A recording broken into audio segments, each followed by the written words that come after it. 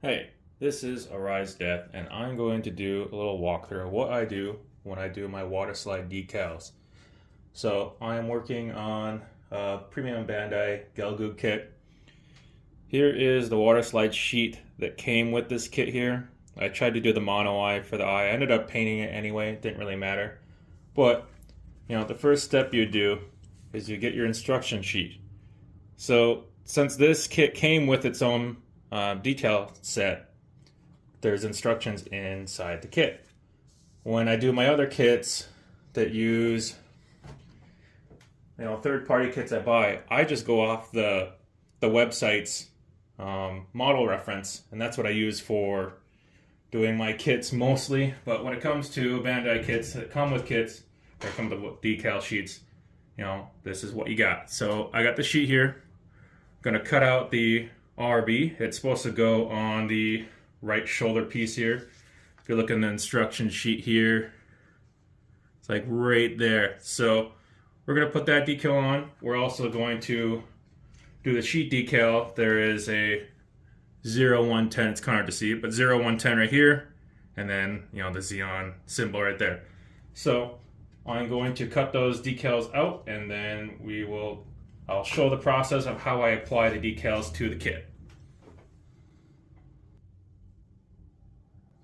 Okay, so I have my decals cut out that I want to use. I got the shoulder decal right here. I got shield, Xeon symbol right here, and I got my 0110 for the shield. So these two are the shield decals. They'll go on like, let's see, make sure I have my camera. So they'll go on like here and here, according to the manual, or the reference image I'm using right here is from the manual it came with. Whoops, drop the decal there. Alright, so shield one is this RB, what we're looking at. We want to put that on right about the center of here. So what do? I will get my tweezers, and I'll usually set them in my water. This is just lukewarm water. I just use a little lid that holds a little bit of water. I don't really like bowls because sometimes it's hard to dig them out. Another thing you want to take in consideration is when you look at this decal here, I just cut these out with a razor blade just off on my cutting mat here. And you can see there's these little numbers indicating what the decal is for and such. If you put those in your water, they will come off the sheet and they can stick to things. So usually what I'll do is I will cut that part off, just so when I drop the decal in, I don't have to worry about that sticking onto the kit or getting somewhere on there. Not a big deal, but just something to take note of. So we got an RB decal sitting in there, and I'm gonna give it roughly about a minute or so. You'll be able to tell when it's ready, when it kind of either starts to lift off the back sheet, the little blue sheet that this is on, or when you take it out and you can move it off the tray, it slides really easily. There really is no best time frame. Some decal sheets are easier than others. This is a Bandai official. Let's see. Got another one sitting over here. Like, here's an example of a G rework kit. They come in like these little packets like this, and your little sheets in there too. This is, you can see this as a white backing. I find the decal sheets that have like the white backing look they're a little bit easier to get off. The blue ones, I don't know, they just have this film weirdness. It really depends. I prefer the G rework stuff over the official Bandai. The official Bandai ones kind of tend to lift up around the edges. I guess another thing that's probably worth mentioning is, the Mark Fit decal softener. So this just allows you to let's just say you put a decal on, it doesn't stick very well, and it dries up and it starts peeling around. I use that, and it's kind of like a liquid glue in a way, but it's not super gluey. It's kind of just, what it does is it rips up the decal, or softens it, makes it have little holes, and it adheres to the plastic a little bit better. But we're going to go ahead, lift my decal sheet up here, on my little piece that we're going to pull off. So we see right here, it's not super great to use tweezers because you could damage your decal. I'm just being really light and delicate, but I can see it starting to slide off. So I'm going to go ahead and pull it off the sheet. It's kind of hard to do this on camera, but I'm going to grab that and try not to rip it while I pick it up.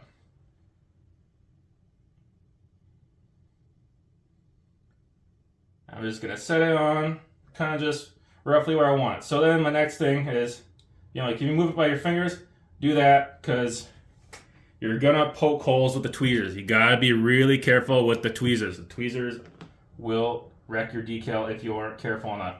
So I'm looking at the reference image here. We're looking at right here. That's what we're looking at. So it shows it's about a middle. And it looks like the B is just touching this little mark right down here. So we want to move it down a little bit more. And I'm just going to get it about where I want it. So just going off the image here, about where it is, it's going to sit right about there. So since this is a bigger decal, it is sitting really nicely, but we still got to wipe off the water all around. So just make sure we roll the decal nice and flat, just to get all the little air bubbles underneath the decal out, so it's laying flat. Be careful not to push too hard, because then you'll start moving the decal around. So what I'm doing is I'm pushing the water out from behind the decal. You can see it's still got a little bit of movement here, because it's floating. Also, it's this crease right here is kind of tricky.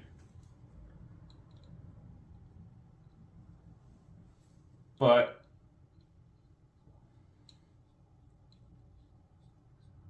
just make sure your decal is laying flat as you can.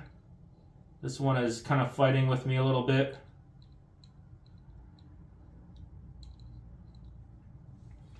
But that's kind of all we have here. That's kind of all we put the decal on here. It's kind of hard to see with my little setup here. But then I would let that sit, let that dry, and you don't want to touch it. I can probably honestly pull it off this little clamp vise I'm using. I can just set it right down there and let it dry out. So let's just do another one. So let's just say we want to do the shield here. So make sure I'm on the camera here. Okay, so we got this one, got my decal. I'm just going to set it in the water, and I'm going to make sure it's fully submerged. So I got that submerged, and we'll want to let that sit for a little bit. And let's see, just move some of this stuff around here. I don't want to get this decal wet. We're going to set that over here. Set this whole decal sheet there.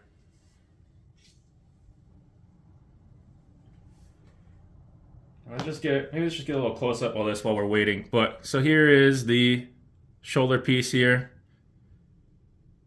Got it right about the center where we wanted it. Let's see how close I can get this without it being in focus. But you can see it's pretty flat all around. If you look at the light, we got that pretty flat on there.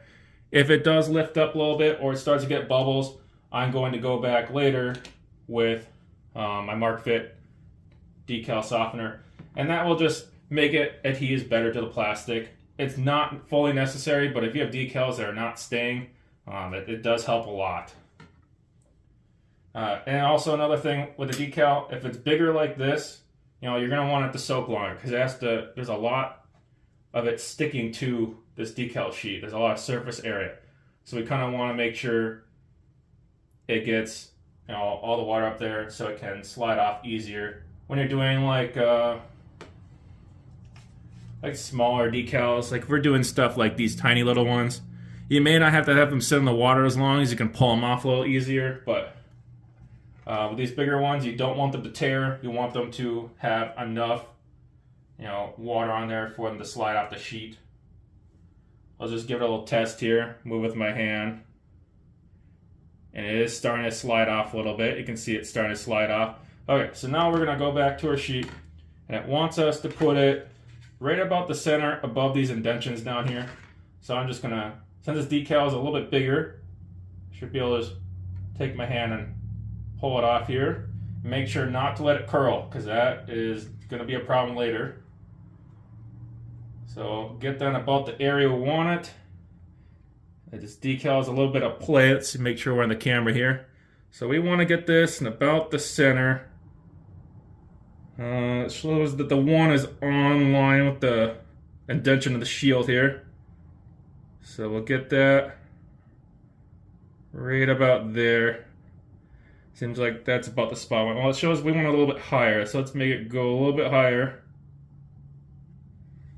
Make sure that you're evenly pressing, if, let's just say I'm moving this big decal here. You want to be really light with your hand. You don't want to push hard. I think this is where I want it to be. It shows it about this spot on my sheet. So I'm going to come back through with my Q-tip I'm using here. And we're going to roll out all the bubbles, all the water underneath. I'm holding the other side of the decal as I'm doing this. Push all the bubbles out on this side. And then I'm going to flip it around. Do the same thing on the other side. We want this as flat as possible. We want all the bubbles out. And dry up all the water on there. So if we go a little close up here, you can see there's a little bit of bubble on that right 0 and right around the 1. We'll go back through it. It's really hard to do this on camera.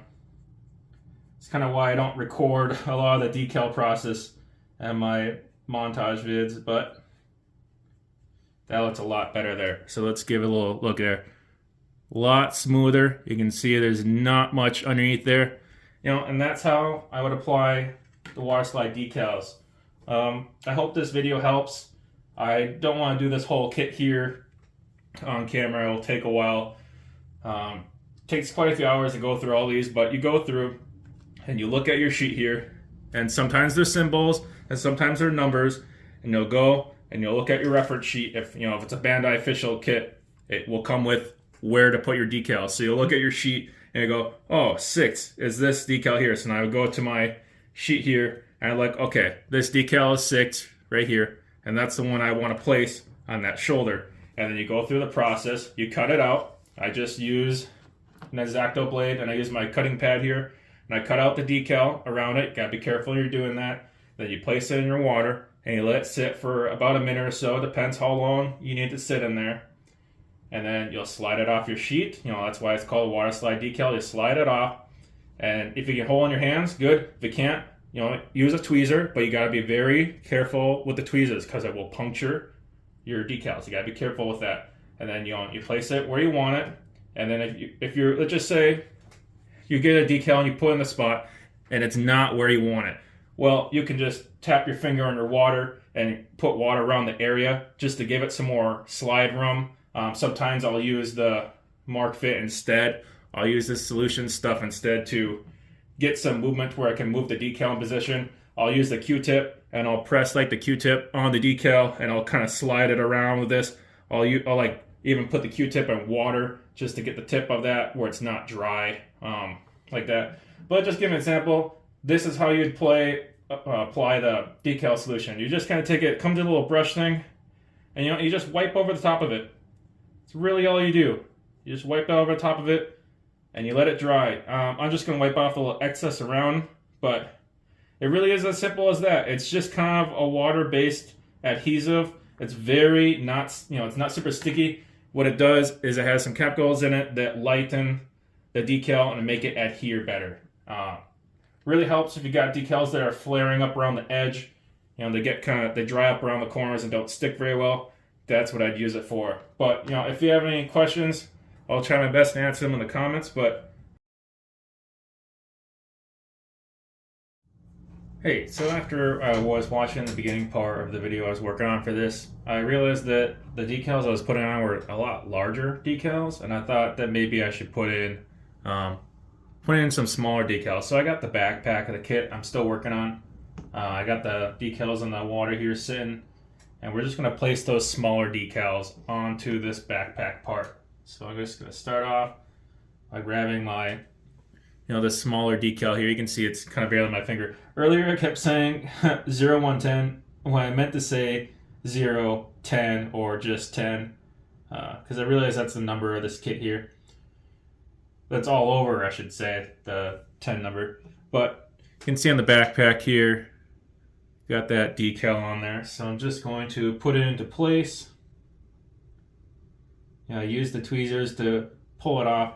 I can show a little bit better when I do it on the other ones here, but got that into place there.